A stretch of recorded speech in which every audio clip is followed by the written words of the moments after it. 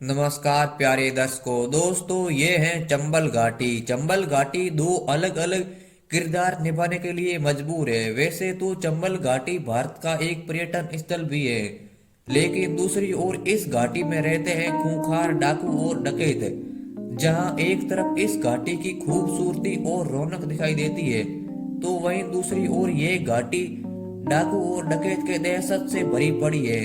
एक और इस घाटी में पौधों की हरियाली और फूलों की खुशबू आती है, तो दूसरी ओर गूंजती हैं बंदूकें और डाकुओं के दहशत से डरते हैं आसपास के गांव वाले। तो दोस्तों आज मैं आपको बताऊंगा कि आखिर चंबल की घाटी में ऐसा क्या है जो हर कोई डाकू यहाँ रहना चाहता है और चंबल की घाटी में आतंक फैलाना चाहता है। जैसे कि चंदन लकड़ी के तस्कर कुख्यात वीरप्पन भी चंबल की घाटी में रहता था, और इसके अलावा मान सिंह, पान सिंह तोमर, फूलन देवी, मलखान सिंह, निर्भय सिंह गुज्जर, हरि सिंह और गब्बर सिंह जैसे खतरनाक और कुख्यात डाकू और डकैत चंबल की घाटी में रहे थे। तो दोस्तों आइए जानते हैं इस घाटी की असली कहानी। दरअसल दोस्तों चंबल नदी के आसपास वाले परवा क्षेत्र को चंबल घाटी कहा जाता है, और चंबल नदी का उद्गम स्थल मध्य प्रदेश के इंदौर जिले के जानापाव की पहाड़ियों से है। और मध्य प्रदेश के इंदौर जिले के जानापाव की पहाड़ियों से ये नदी निकलती है, और मध्य प्रदेश के धार, उज्जैन, रतलाम, मंदसौर, भिंड, मुरैना आदि जिलों से होते हुए राजस्थान में प्रवेश करती है। और दोस्तों राजस्थान में कोटा, बूंदी, सवाई माधोपुर और धौलपुर जिलों से गुजरती हुई यह नदी उत्तर प्रदेश में प्रवेश करती है, और उत्तर प्रदेश में यह नदी जालौन से इटावा, और इटावा में यह नदी यमुना नदी में मिल जाती है। तो दोस्तों कुल मिलाकर के ये एरिया 965 किलोमीटर लंबा है।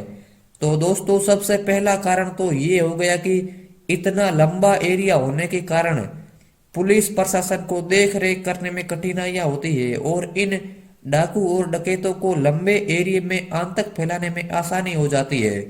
तो दोस्तों सबसे पहला कारण तो ये हो गया। अब दूसरा कारण ये है कि चंबल की घाटी खतरनाक मानचित्र वाली घाटी है। जैसे कि इस घाटी में कोई भी समतल भूभाग नहीं है। यह घाटी पहाड़ी भाग, पथरीली जमीन, कांटेदार झाड़ियां वाली जमीन और खतरनाक जीव जंतु वाली जमीन है, जिसके कारण पुलिस प्रशासन उन डाकू और डकैतों तक नहीं पहुंच पाती है। क्योंकि दोस्तों किसी भी मिशन को अंजाम देने में सबसे पहले रास्ता और साधन होना जरूरी है। तो दोस्तों इस खतरनाक झाड़ियों के अंदर जाना बेहद ही जोखिम भरा काम होता है, और डाकू और डकैतों के आदमी हाथ में बंदूक लिए हुए चारों ओर चौबीसों घंटे चंबल की घाटी में गश्त करते हुए नजर आते हैं, जिससे खतरा दुगना हो जाता है। तो दोस्तों ये हो गया दूसरा कारण। अब हम जानते हैं तीसरा कारण। तो दोस्तों तीसरा कारण यह है कि चंबल घाटी में कई प्रकार के जानवर रहते हैं, और डकैत लोग इन जानवरों को मारकर बाहर विदेशों में भेजते हैं और एक एनिमल तस्करी का धंधा भी करते हैं। जैसे कि हाथी दांत को बाहर विदेशों में भेजना और निर्यात करना। ये सभी डाकू और डकैत चंबल की घाटी में रहने वाले जीव जंतु को मार करके बाहर विदेशों में भेजते हैं और एक एनिमल तस्करी का धंधा भी करते हैं। तो दोस्तों ये तो हो गया तीसरा कारण। अब हम जानते हैं चौथा कारण। तो दोस्तों चौथा कारण ये है कि जो चंबल की घाटी है वहां पर कहीं महंगी महंगी आयुर्वेदिक दवाइयों के पौधे भी है। तो ये भी कारण है कि डाकू और डकैत इन पौधों को बाहर बेचते हैं और अपनी आजीविका चलाते हैं। तो दोस्तों और भी कई कारण है कि इस घाटी में कुख्यात डाकुओं का बसेरा है। तो दोस्तों कुल मिलाकर हम कह सकते हैं कि इस घाटी का इतिहास ही डाकुओं के पक्ष में रहा है, और डाकुओं के इस घाटी में कहीं अंडरग्राउंड कमरे भी हैं, एवं कहीं भ्रमित करने वाले खुफिया रास्ते भी है, जिससे इन लोगों तक जाना और भी मुश्किल हो जाता है।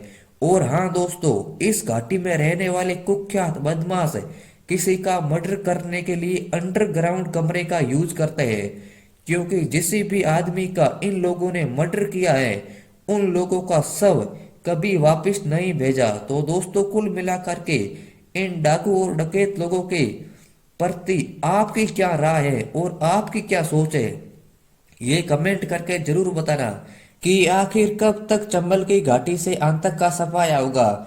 आखिर कब तक चंबल की घाटी से इन डाकू और डकैत लोगों का आतंक का सफाया होगा। तो ये सभी बातें आप कमेंट बॉक्स में जरूर बताना। सो आई होप कि आपको ये वीडियो अच्छा लगा होगा। अगर आपको ये वीडियो पसंद आए तो लाइक कीजिए और चैनल को सब्सक्राइब जरूर कीजिए। और हाँ दोस्तों, आपको मैं ऐसी ऐसी नई नई रोचक वीडियो लाते रहूंगा, इसलिए आप चैनल को तो तुरंत ही सब्सक्राइब कर लो। तब तक के लिए मिलते हैं नई वीडियो में।